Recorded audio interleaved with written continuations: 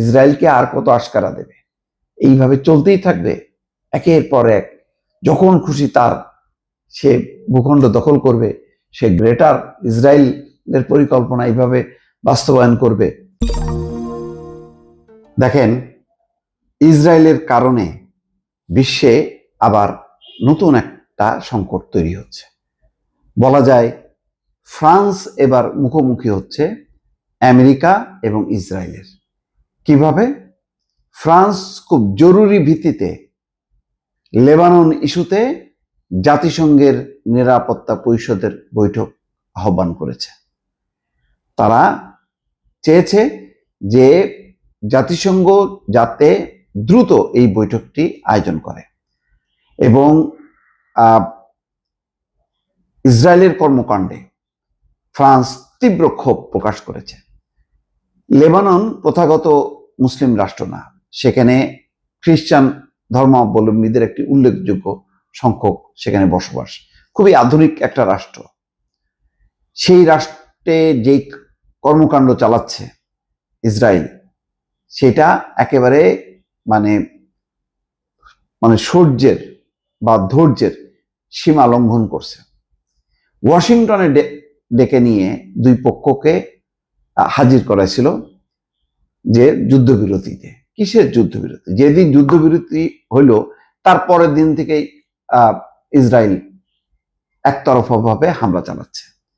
তারা নিজেরা বলতেছে যে এইটা হচ্ছে ইয়েলো বর্ডার, কেউ অতিক্রম করতে পারবে না।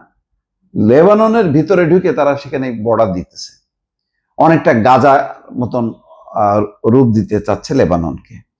যে ওই যে যেমন বলছে না যে গাজার 70% এলাকা দখল করবে, ঠিক ওই দক্ষিণ লেবাননটাও তারা দখল করে নেবে, একদম ভিতরে ঢুকে গেছে। এখন এই করতে করতে এখন ইউরোপ দেখতেছে যে তাদেরও তো কি বলে ধর্মীয় জনগোষ্ঠীর বসবাস সেখানে, নির্লজ্জ একটা আগ্রাসন চালাচ্ছে এবং আমেরিকা চুপ হয়ে আছে, কোনো তাদের টু শব্দ নেই। যেমন গাজার ব্যাপারে তারা 41টা দেশ নিয়ে শান্তি সম্মেলন করলো। কিসের শান্তি সম্মেলন? উল্টো এখন হচ্ছে আরো গাজা দখল করতেছে। এখন লেবাননে ইসরায়েলি বাহিনীর মধ্যযুগীয় বিউফোর্ট দুর্গ দখলের পর জাতিসংঘ নিরাপত্তা পরিষদের জরুরি বৈঠক আহ্বানের অনুরোধ করেছে ফ্রান্স। বার্তা সংস্থা এএপির উদ্ধৃতি দিয়ে ফ্রান্সের পররাষ্ট্রমন্ত্রী জা নোয়েল ব্যারো এই তথ্য জানিয়েছেন। কি বলছেন তিনি? ফরাসি এক টেলিভিশনকে তিনি বলছেন যে আমি জাতিসংঘ নিরাপত্তা পরিষদের একটি জরুরি বৈঠকের অনুরোধ জানিয়েছি, কারণ আমরা যেমন ইসরায়েলের আত্মরক্ষার স্বীকৃতি দেই, ঠিক তেমনি বিশ্বের অন্যান্য দেশেরও সেই অধিকার রয়েছে যে তুমি আত্মরক্ষার অধিকার পাবা, অন্য দেশ পাবে না। কিন্তু লেবাননে ইসরায়েলের সামরিক অভিযান অব্যাহত রাখা এবং লেবাননের ভূখণ্ডের আরো গভীরে দখল বিস্তারের কোনো যৌক্তিকতা থাকতে পারে না। পরিষ্কারভাবে বিপক্ষে চলে গেল। জা নোয়েল বারো আরো ইঙ্গিত দেন যে ফ্রান্স ইসরায়েলের সাম্প্রতিক পদক্ষেপকে আন্তর্জাতিক আইন এবং লেবাননের সার্বভৌমত্বের জন্য উদ্বেগজনক বলে মনে করছে।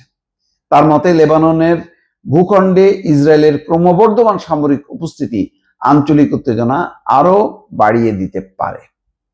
দেখেন, এই উদ্বেগ উৎকণ্ঠাটা ফ্রান্স অনুভব করছে, সারা বিশ্ব অনুভব করছে, আমেরিকা অনুভব করছে না। আর কত আশকারা দেবে ইসরায়েলকে? আর কত আশকারা দেবে? এইভাবে চলতেই থাকবে একের পর এক। যখন খুশি তার সে ভূখণ্ড দখল করবে, সে গ্রেটার ইসরায়েলের পরিকল্পনা এইভাবে বাস্তবায়ন করবে। সে তোয়াক্কাই করবে না যে ইরান এবং আমেরিকার মধ্যে যে একটা শান্তি সমঝোতার চুক্তি হতে যাচ্ছে, এগুলি তার দেখার কোনো দরকার নেই। সে তার মতন করে হামলা চালাতে থাকবে। এই বেপরোয়া ইসরায়েলকে